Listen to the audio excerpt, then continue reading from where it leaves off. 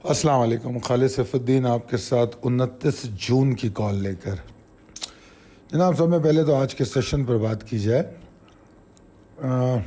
Congratulations for achieving weekly target. 42,095 का जो weekend पे टारगेट दिया गया था वो दूसरे ही सेशन में अचीव हो गया।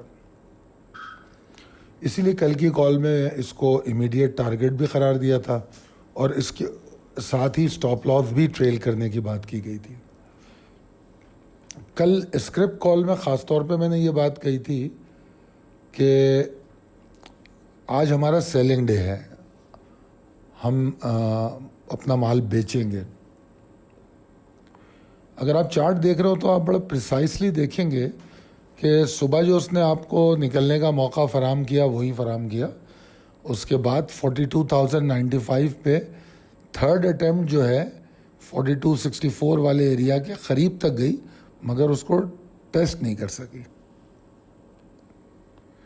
और फिर 11 बजे के बाद हमने मार्केट को नीचे ही देखा और मार्केट कोई ज़्यादा नुकसान या फ़ायदे के साथ नहीं खड़ी थी। 15-20 पॉइंट नीचे, 15-20 पॉइंट ऊपर इस तरह चल रही थी।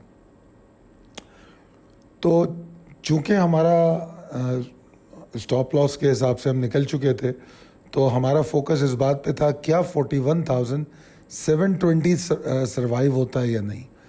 तो तकरीबन पूरा दिन एफ़र्ट रही हैं और वॉल्यूम के एतबार से भी देखूं तो वॉल्यूम बुरे नहीं थे, क्योंकि कल जब 800 पॉइंट मार्केट ऊपर गई थी तो 12 करोड़ के वॉल्यूम थे और आज 113 पॉइंट मार्केट नीचे है तब भी 12 करोड़ के वॉल्यूम है। NCCPL के नंबर्स अगर मैं देखूं तो उसके अंदर कल भी और आज भी जो foreign investor, foreign fund, local investors, इनके बड़े लिमिटेड नंबर्स हैं और फॉरेन फंड्स जो है कल और आज दोनों दिन इनफ्लोज में रहा है। तो ये तो एक चीज़ देखने में आई।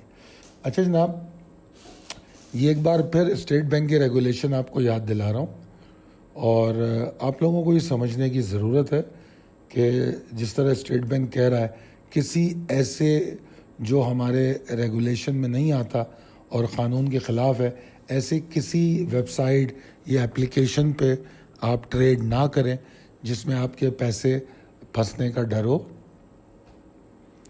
और दूसरी बात यह कि क्रेडिट कार्ड के थ्रू जो आप पेमेंट करते हैं वो इलीगल होती है, क्योंकि क्रेडिट कार्ड पे वो स्टेट बैंक के रेगुलेशन को वाज़ेह नहीं करती। स्टेट बैंक में अगर आप किसी ट्रांसफ़र के ज़रिए इनमें पैसे ट्रांसफ़र करना चाहें तो पाकिस्तान का कोई बैंक आपको अलाउ नहीं करता, मगर आप क्रेडिट कार्ड के ज़रिए कर लेते हैं तो इसीलिए वो इलीगल ट्रांजैक्शन हो जाती है। तो इसका ख्याल रखिए। आपके पास पाकिस्तान मर्केंटाइल एक्सचेंज मौजूद है, इसके थ्रू आप इन मार्केट्स में ट्रेड कर सकते हैं, चाहे वो फॉरेक्स हो, कमोडिटीज़ हो और या इंटरनेशनल इंडिसेस हों। और आपके पास नंबर हमारा होता है 034561904443। तमाम असिस्टेंस आपको प्रोवाइड की जा सकती है। उसके बाद हमारा थर्ड क्वार्टर शुरू होने जा रहा है 2022 का और इस हवाले से मेंबर्स को तो अपडेट कर दिया गया है।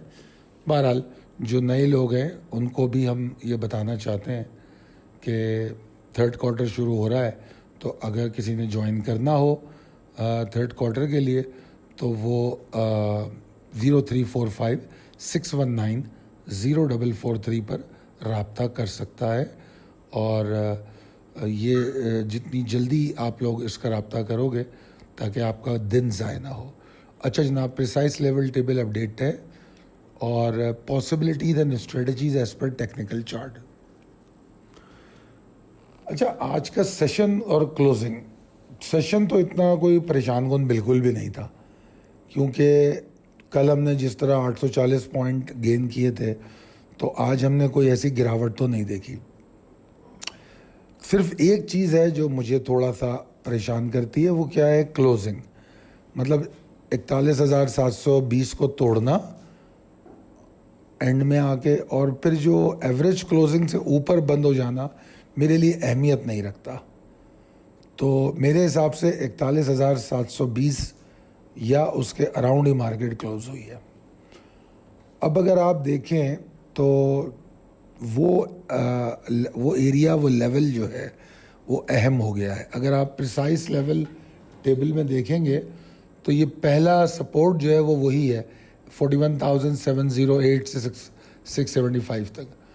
तो अगर 41,675 के नीचे आपको वॉल्यूम्स जनरेट होते हुए नज़र आएँ तो रुक जाइए, फिर डिप पे लॉन्ग करेंगे। डिप पे लॉन्ग करने के लिए हमारे पास अच्छी सपोर्ट्स हैं। 41,555 490 के ऊपर आप बाय कर सकते हैं, और उसके बाद भी जो सपोर्ट्स है वो भी अच्छी है। मार्केट इस वक्त जो short and medium term traders के लिए बॉटम कर रही है वो 41,140 और 41,52 वाला एरिया है, वो बॉटम कर रही है शॉर्ट एंड मीडियम टर्म के लिए, ठीक है। और शॉर्ट टर्म तो मेरे हिसाब से आज एग्जिट कर चुके हैं और अब वो नई बाइंग टारगेट कर रहे हैं as per my script call. क्योंकि कल स्क्रिप्ट कॉल में मैंने एक और बात आपको समझाई थी कि कुछ स्टॉक मैंने नाम लेके बताया था, टेली, TRG, AVN और इस तरह के जो स्टॉक थे मैंने नाम लिया था बाकायदा कि they are going to move by the index, बिल्कुल इंडेक्स की तरह मूव करेंगे वो। तो आई होप कि आप लोगों ने मेरी बात को फॉलो किया हो और उसका फ़ायदा भी उठाया हो। बहरहाल तो हमारे पास सपोर्ट्स अच्छी है, मार्केट कहीं से भी रिवर्स हो सकती है और अभी बुल्स की एग्जिस्टेंस है। ऐसा नहीं है कि बुल्स ख़त्म हो गए या गायब हो गए, ऐसी कोई बात नहीं है। हाँ, अगर बुल्स को एफर्ट डालनी है अपनी तो इसको दोबारा 42,064 के ऊपर कम से कम रुकना होगा, तो फिर बुल्स का एक्टिविटी शुरू हो जाएगी। और जो मैंने कल की कॉल में कहा था कि अगला हदफ हमारा 42,850 से 43,000 होगा, तो वो हमारा अगला हदफ हो सकता है। और जब तक हम 43 के ऊपर नहीं जाते हमारे पास ये थ्रेड बरकरार है कि मार्केट किसी भी वक्त एग्जॉस्ट हो। और ये एग्जॉस्शन जो हो रही है ये लिमिटेड एंड रूटीन एग्जॉस्शन है, ये कोई परेशानी वाली एग्जॉस्शन नहीं है। मैंने बड़ा वाज़ेह तौर पे लिख दिया है कि जो बियर्स इस्टेब्लिश होते हैं वो 41,140 एंड 41,052 के नीचे होते हैं। तो आज जो कुछ हुआ वो एक ज़बरदस्त अपॉर्चुनिटी थी, क्योंकि सुबह आपको माल बेचने का भी मौका मिला, बल्कि मैं समझता हूँ 11-12 बजे तक मिला। और उसके बाद फिर आपको अब बाय बैक टारगेट करना है। एंड ऑफ द डे मेरे पास कुछ कॉल्स या मैसेजेस आ रहे थे बाइंग के हवाले से, तो मैंने यही कहा कि बाइंग का वही तरीका होगा कि स्प्लिट होगी, एक्यूमुलेट होगी और टारगेट होगी। ऐसा नहीं होगा भाई कल भी बाय कर सकते हैं, कोई बड़ी बात नहीं है। अगर आज आपने थोड़ा बाय किया 10,000 बेच के अगर 3,000 5,000 लिया तो कोई मसला नहीं है। शांत रहें, इंशाअल्लाह ताला मामलात बेहतरी की तरफ जाएंगे। और मैंने कल आपको एक कंपैरेटिव एनालिसिस नेटसोल की दी थी, उससे पहले PRL की दी थी इंडेक्स के हवाले से कि इंडेक्स और स्टॉक का कंपैरिजन क्या है। तो मुझे उम्मीद है कि आप लोग ये चीज़ों को समझ रहे होंगे और उसके हिसाब से ट्रेड करेंगे। तो फिर ये जो रोना धोना होता है, जो मुझे सोशल मीडिया पे और मुख्तलिफ़ जगहों पे जो रोने धोने वाले मिलते हैं, नज़र आते हैं, वो मेरे ख़्याल में रोना धोना कम हो सकता है। अपने ऊपर रख के सोचें कि क्या हम सिलेक्टिव हैं, क्या हम ट्रेडिंग प्लान बना रहे हैं, क्या हमारी कोई वर्किंग है। ये सारी चीज़ें हम करते नहीं हैं और हम रोना धोना शुरू कर देते हैं। कभी मिफ्ता इस्माइल पे रो रहे होंगे तो कभी किसी पे रो रहे होंगे। बेशक सारी चीज़ें परेशान कुन है, ऑयल का बढ़ना परेशान कुन है, इंटरनेशनल क्राइसिस परेशान कुन है, पाकिस्तान के क्राइसिस परेशान कुन है। मगर हम अगर अपने आप को बचाने के लिए हिकमत अमली नहीं बनाएंगे तो कोई भी चीज़ हमें नहीं बचा सकती। बहरहाल अपना ख्याल रखिए और देख समझ के ट्रेड कीजिए। बहुत शुक्रिया, अल्लाह हाफ़िज़।